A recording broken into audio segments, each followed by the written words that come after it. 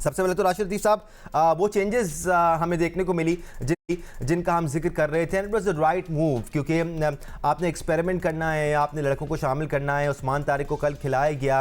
उस्मान तारिक से ही डिस्कशन का आगाज़ कर लेते हैं। दुनिया जितनी बातें कर ले उस्मान तारिक के खिलाफ, राशिद लतीफ़ साहब वो अपना टेस्ट क्लियर करके आए हुए हैं, बायोमैकेनिक टेस्ट उनका हुआ है।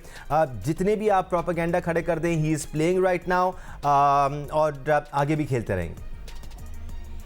अच्छा फैसला उनको ट्राई किया और अच्छी बॉलिंग की और उनके एक्शन का चलता रहेगा, वो क्लियर हो गए हैं जी। और जब वो बॉल रिलीज करते हैं तो बैन होता है, मतलब उनकी जो एक्सटेंशन है वो पूरी खुलती नहीं है रिलीज के वक्त। तो इसका मतलब है जो मेथड होता है कैलकुलेशन का, उसके अंदर वो इलीगल बॉलिंग एक्शन में नहीं आएगा। बहुत दफ़ा ही आईसीसी के रूल्स में भी है कि बहुत दफ़ा ऐसा होता है कि नेकेड आई से अंपायर मैच रेफरी डिसाइड कर लेते हैं यार इलीगल बॉलिंग एक्शन है, सम डिग्री ज़्यादा होगा, लेकिन उसके बाद जब आप करते हैं उसको लैब में लेके जाते हैं तो वो ठीक निकल आता। 2 दफ़ा इनका टेस्ट हुआ है, तो अब पता नहीं क्या चाह रहे हैं। मेरे ख्याल से इंडियन मीडिया बहुत ज़्यादा हाइप क्रिएट कर रहा है, करेंगे वो तो। लेकिन अच्छी बॉल चल रही है। पाकिस्तानी लोग और इंडियन लगे हुए हैं, एक मौजू मिल गया। मेरे ख्याल से ठीक है उनकी बॉलिंग एक्शन, वो स्लिंगी एक्शन से करते हैं और मोस्टली लेग स्पिन जब करते हैं तो उसमें सवाल ही नहीं पैदा होता कि कैरम कर रहे हैं, लेग स्पिन कर रहे हैं या कैरम में या लेग स्पिन में गुगली कर रहे हैं, उसमें सवाल ही नहीं पैदा होता कि इलीगल बॉलिंग एक्शन हो जाए। हाँ जी, उसके जब हॉरिजॉन्टल अपर आर्म होता है, जब वो बॉल जोर से करेंगे तो शायद चांसेस हो जाए सम डिग्री के 17-18 तक, लेकिन ये तो स्लिंग ही हो जाते हैं तो वहां पे चांसेस कम है। मैं ये नहीं बोल रहा कि बिल्कुल ही नहीं है, बिल्कुल होते हैं, लेकिन 14-15 पे होते हैं जहां ये जोर लगाएंगे स्ट्रेट आर्म से, मे भी सम डिग्री का फर्क पड़ जाए। लेकिन अभी तक जितने मैचेस देखे हैं रिसेंटली, उसमें लग रहा है कि इनका बॉलिंग एक्शन ठीक है, वो कर रहे हैं, उनको बॉलिंग करने दी जाए। और जितना पाकिस्तान के लिए बहुत बेनिफिट है कि एक एंड से अबरार हो और एक एंड से उस्मान हो, ये दोनों ऐसे बॉलर हैं जो कि मुश्किलात कर सकते हैं, आउट भी करते हैं और रन भी नहीं देते। तो कल का ये फैसला बहुत अच्छा था और नाफे को भी खिला देना चाहिए था बाबर की जगह, शायद वहां पे ये। और उस्मान का एक नंबर आगे लेके आया, शादाब को पूरा मौका दिया है क्योंकि वो रिहैब से आए हैं, दोबारा से 4 ओवर पूरे करवाए गए। हमारे स्पेशलिस्ट बॉलर ने 4 ओवर नहीं किए, उनसे 4 ओवर पूरे कराए गए और ऊपर बैटिंग कराई गई। सबसे प्लस पॉइंट जो नजर आया उस्मान खान की बैटिंग थी।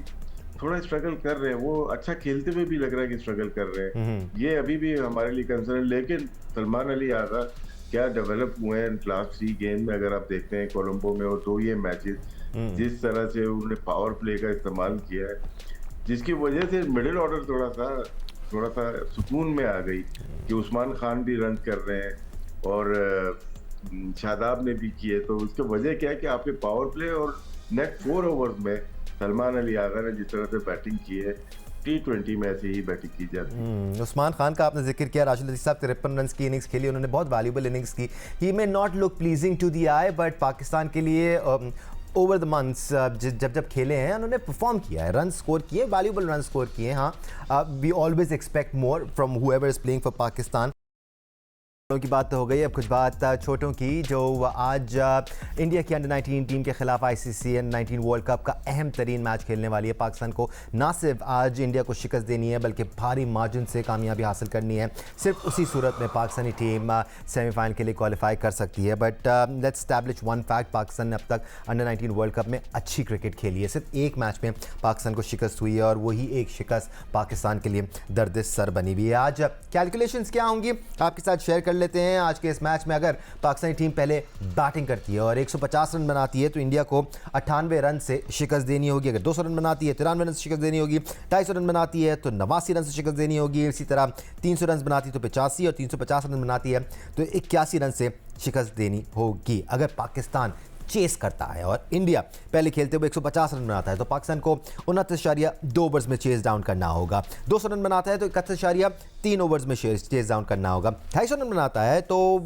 33.2 ओवर्स में चेज डाउन करना होगा और फिर सूरत हाल और ज़्यादा मुश्किल हो जाती है। अगर भारत पहले खेलते हुए 300 रन बनाता है तो पाकिस्तान को सिर्फ 35 ओवर्स में चेज डाउन करना होगा। 350 रन चेज करने की सूरत में पाकिस्तान को ये स्कोर 36.3 ओवर्स में चेज करना होगा। 300 और 350 की जो कैलकुलेशंस हैं वो तो थोड़ी मुश्किल हो जाती है। तो आइडियली पाकिस्तान के लिए अच्छा ये होगा कि ये लो स्कोरिंग मैच हो और उनको जल्दी आउट करके आप जल्दी चेज डाउन करें या फिर आप पहले खेलते हुए रन स्कोर करें और उनको जल्दी आउट करें। So the team will have to be spot on today. उनके सामने एक अपहिल टास्क है। हमारे एक्सपर्ट्स हमारे साथ मौजूद हैं। अच्छी तैयारी है राशिद भाई, ठीक है, अंडर 19 लेवल की क्रिकेट हो रही है, बच्चे हैं, बट अच्छी ट्रेनिंग है ये। तैयारी नहीं की, शायद कैलकुलेशन बहुत इंपॉर्टेंट होती है। कभी आप रूल्स पढ़ते ही नहीं है। ये हमारे डोमेस्टिक में भी सेम इश्यूज हैं।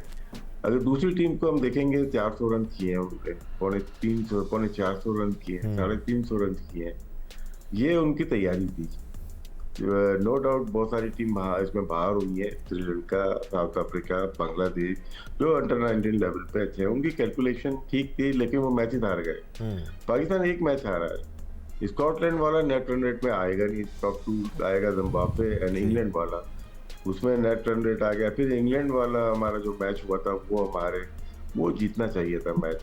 फिर हम दूसरे राउंड में आते हैं, उसके अंदर जो नेट रन रेट वो कैलकुलेट होता है। तो 3 मैचेस का शायद नेट रन रेट कैलकुलेट हुआ। क्या तैयारी नहीं थी कि किस तरह से ये टूर्नामेंट खेलना है। एक मैच हारने के बाद हम नेट रन रेट पे आ गए और यहाँ पे इंडिया से मैच है, उनका +3.7 है शायद और हमारा +1 पॉइंट समथिंग है।